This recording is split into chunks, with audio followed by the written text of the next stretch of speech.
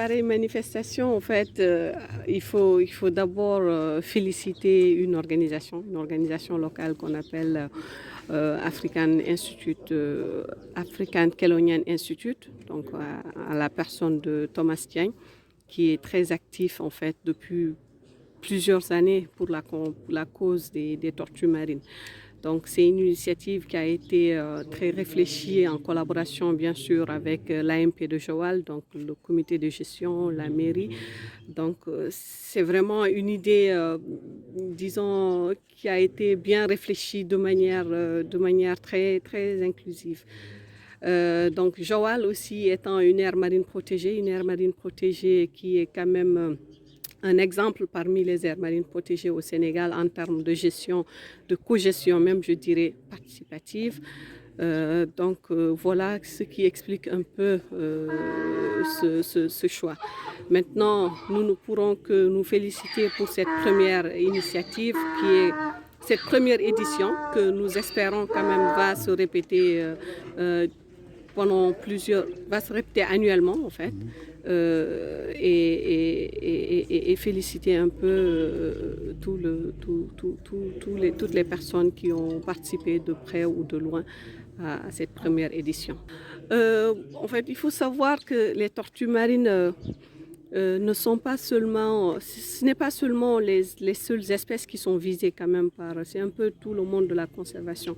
Et qu'il faut savoir que les tortues marines sont quand même une espèce sans défense, comme je l'ai dit tantôt, une espèce à la limite, on peut dire innocente, donc qui viennent pondre sur nos plages, qui parcourent des fois des kilomètres, des milliers, je dirais des milliers de kilomètres pour venir par exemple ici à Joal parce qu'il y a quand même une importance vis-à-vis de son habitat.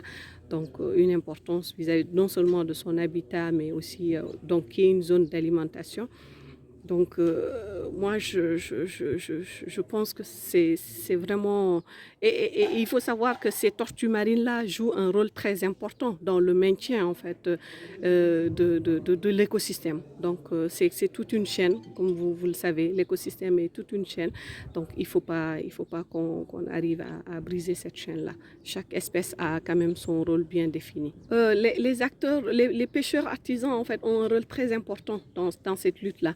Parce que, comme vous le savez, en tout cas au sein du Rampao, nous, la composante principale qu'on gère par rapport à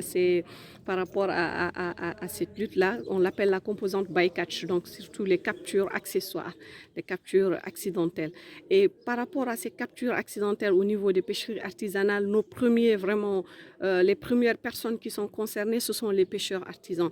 Et ce sont les pêcheurs artisans, s'ils sont bien sensibilisés, s'ils sont bien impliqués, je pense que c'est eux les premiers défenseurs en fait de ces tortues-là.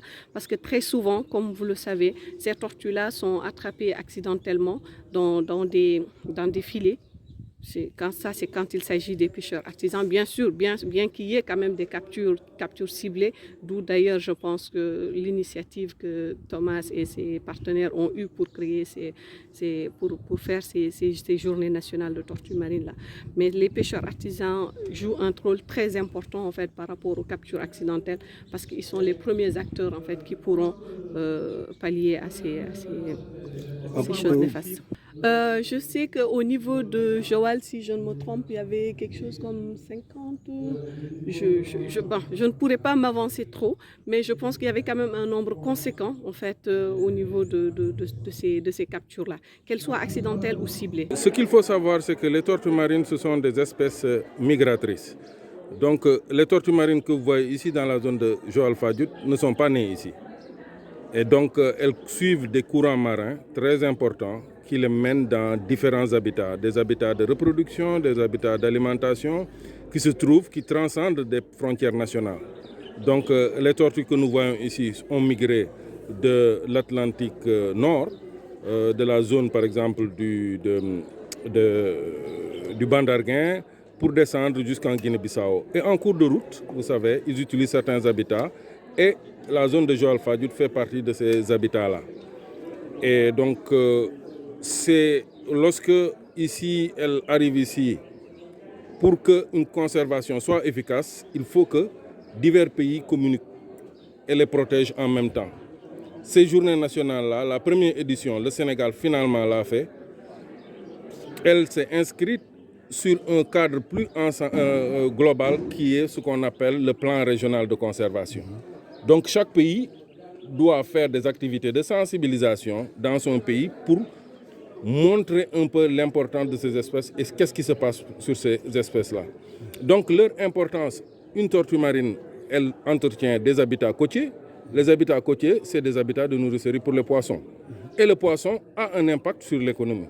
Donc en protégeant les tortues marines, indirectement, on protège l'économie et les ressources du Sénégal. Nous avons commencé cette année les bagages des tortues marines ici. Et jusqu'à présent, je pense qu'il y a normalement une trentaine de tortues, ce qui n'est pas beaucoup, évidemment. Mais nous allons intensifier dans les prochains mois le système de bagages au niveau de l'AMP de Joal-Fadiouth et dans les zones adjacentes. Mais jusqu'à présent, notre bagage s'est basé uniquement sur des espèces capturées accidentellement qui ne sont pas mortes.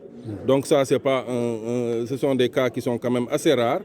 Maintenant, nous sommes en train de réfléchir à faire un système où on va capturer les tortues et les bagages uniquement pour ça. Donc, le bagage fait partie du travail, mais ce n'est pas uniquement ça le travail.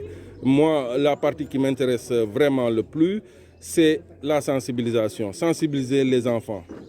Les pêcheurs, on les sensibilise, certes, il y a un impact, mais les enfants doivent avoir le bon geste, la bonne information pour savoir qu'est-ce qui est bien à faire, les bons réflexes, pour que dans le futur, qu'ils puissent quand même presser le pas pour la conservation de ces espèces-là.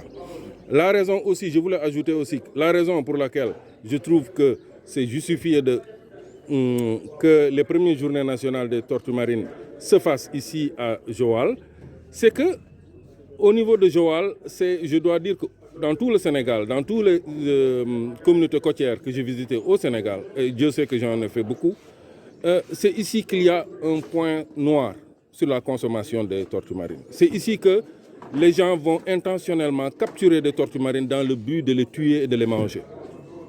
Les autres, je peux dire que quelquefois, ils sont capturés accidentellement dans les filets. Et donc, nous avons jugé nécessaire que s'il y a sensibilisation à faire, c'est ici que nous devons commencer. Parce que c'est ici que le problème se pose vraiment. Allez vous balader au niveau des plages de Figno ou bien de Fadiouth, vous verrez, c'est pas rare de trouver des carapaces de tortues déchiquetées où on a enlevé la viande et il reste les boyaux dehors, les intestins et donc des carapaces fraîches et on sait que ça c'est les signes évidents du braconnage. C'est un braconnage parce que ce sont des animaux protégés. Bon, d'abord par rapport à son importance, pour nous les tortues marines sont très importants. Ils font partie de l'équilibre de l'écosystème marin par rapport à leur rôle qu'ils jouent, par rapport à Joal-Fadiouth surtout, parce que comme j'ai l'habitude de le dire, Joal fait partie des zones les plus poissonnées en Afrique de l'Ouest.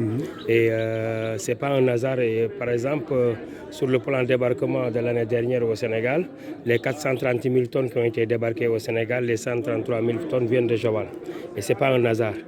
Les tortues ont joué un rôle très important par rapport à ça parce qu'il y a les herbiers marins et la mangrove par rapport à l'écosystème marin. Et ces tortues jouent un rôle très important par rapport à ces herbiers qui sont très importants par rapport à l'aire marine protégée et par rapport même aux 718 km de côte que compte le Sénégal. Et je m'explique parce que si vous voyez les herbiers marins, le rôle qu'ils jouent les herbiers marins, c'est par rapport aux phytoplanctons et aux zooplanctons. On peut même parler de carbone. À part la mangrove, les herbiers marins font partie en tout cas, des forêts qui séquestrent plus le carbone dans le monde. Donc ils sont très importants. Ils sont très importants aussi parce qu'il y a les tortues marines qui jouent le rôle de l'équilibre de ces herbiers marins, parce que c'est eux qui vont le tailler, qui ne le permettent pas de tomber quand ils auront la taille de 1 mètre, 2 mètres. Donc, s'il n'y a pas d'herbier marin, s'il n'y a pas d'herbier, il n'y a pas de tortue. S'il n'y a pas de tortue, il n'y a pas d'herbier.